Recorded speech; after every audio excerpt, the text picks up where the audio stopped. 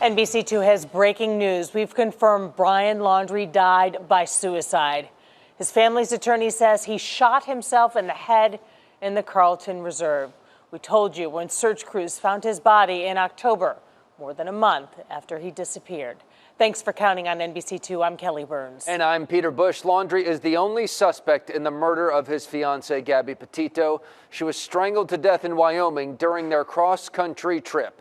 Gabby's family says they will not be making a statement until investigators decide if anyone will face charges. NBC2's Samantha Serban is live outside the Laundrie home in Northport tonight. Well, there's no more justice for Gabby Petito signs out here, just no trespassing signs. The attorney for the Laundrie family says that Chris and Roberta are still mourning the loss of their son and are hopeful that these new findings bring closure to both families.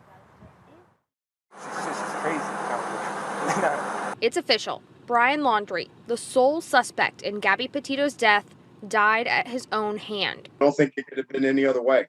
Law enforcement expert David Thomas says with the way this thing played out and the national attention Gabby's disappearance received, that's a lot of scrutiny that's been applied.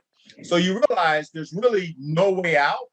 And so as a result, the easiest way I think that they would take, they believe, is to commit suicide. Laundrie family attorney Steve Bertolino sent this text confirming Brian died by suicide, a gunshot to the head. Thomas explains how an anthropologist most likely came to that conclusion. Because of what they do is they put the skull back together. And so you will find where that bullet hole is going to be that, it's usually a perfect hole that shows the damage. That skull and other remains were found more than a month ago. Earlier today, investigators found what appears to be human remains, along with personal items, such as a backpack and notebook belonging to Brian Laundrie. But what they didn't mention... Were there any weapons found in this area throughout this search? I think that there is more evidence that has certainly been collected, and the revealing of that evidence will happen at the proper time. If they did find a gun, the FBI and police are not saying. We do know that a notebook was found with Brian's belongings, but whether or not that notebook had any writing in it, the FBI hasn't shared any information yet.